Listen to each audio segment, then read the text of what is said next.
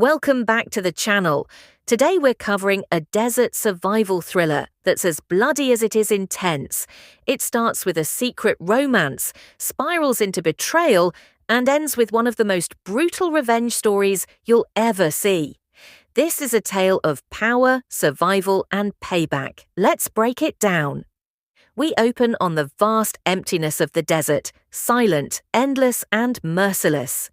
Cutting through that silence is a helicopter carrying Richard and his young girlfriend, Jennifer.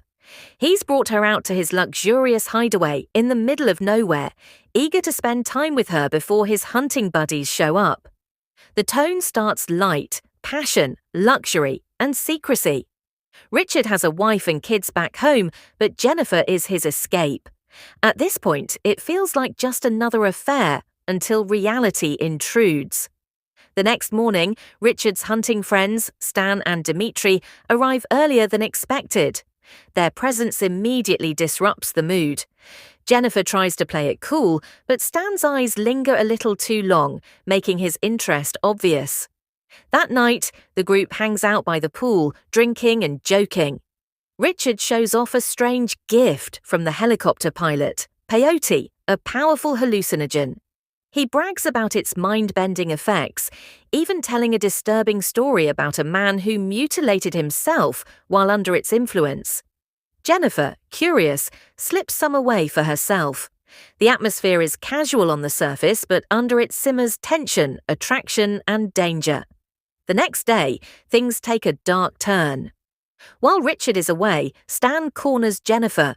At first he tries to flirt, then pushes harder, convinced she owes him after their connection from the night before. Jennifer bluntly rejects him, humiliating him by mocking his height. Stan's bruised ego twists into rage. What starts as unwanted attention escalates into a violent assault. Dimitri sees what's happening, but instead of helping, he turns away, blasting the TV to drown out her cries. When Richard returns, he immediately senses something's wrong. Jennifer begs him to call a helicopter and send her home, but instead of protecting her, Richard tries to smooth things over. He suggests that his friends will apologize and even offers her money to forget what happened. Jennifer isn't having it. She threatens to reveal their affair to his wife if he doesn't let her leave. That's when Richard's mask cracks. His desperation to keep his double life hidden turns into fury. Panicked, Jennifer runs, but Richard and his friends chase her across the desert until she's cornered at a cliff's edge. At first, Richard pretends to calm her down, even promising to call the pilot. Just when Jennifer thinks she's safe, he shoves her off the cliff. She falls violently, impaled on a tree branch below. Richard and his friends assume she's dead and head back, planning to erase all evidence later. But Jennifer isn't gone. Miraculously, the branch missed her vital organs. Barely alive, she claws her way free, even setting the surrounding brush on fire to break loose. Bleeding and in agony, she hides, determined to survive.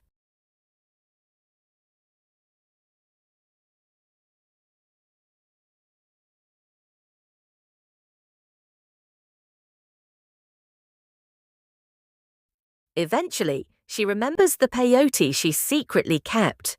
Knowing its power, she consumes it, hoping it will numb her pain enough to treat her wound.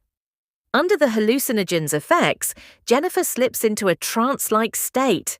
She sees visions, hears voices, but pushes through. In one of the film's most graphic scenes, she performs her own emergency surgery, cutting the branch out of her stomach and cauterizing the wound with a heated tin can. This is the turning point. Jennifer is no longer the fragile, carefree woman we saw in the beginning. She's scarred, hardened, and reborn with one purpose: revenge. Meanwhile, Richard and his friends discover she's missing. They panic, realizing she's alive. The hunt flips, no longer just about their weekend, it's about survival. Jennifer strikes first, taking down Dimitri in a brutal struggle near a lake. She arms herself with his gear and keeps moving. Next is Stan. Still injured from earlier encounters, he tries to stalk Jennifer but underestimates her resolve. After a tense chase through the desert, Jennifer finally gets her vengeance, killing the man who violated her. Richard, frustrated and paranoid, prepares to escape. He calls the pilot, packs his things, and tries to erase his tracks. But Jennifer is already closing in. Inside the house, a deadly game of cat and mouse unfolds. Both are wounded, leaving trails of blood as they stalk each other through the corridors. Richard sets traps, Jennifer stays relentless. The climax is bloody and claustrophobic. Finally, Jennifer corners Richard, who is weakened and bleeding out.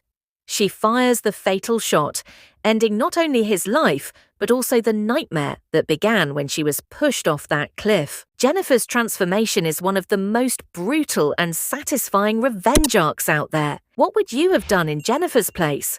Let me know in the comments. Don't forget to like, share, and subscribe for more detailed movie breakdowns.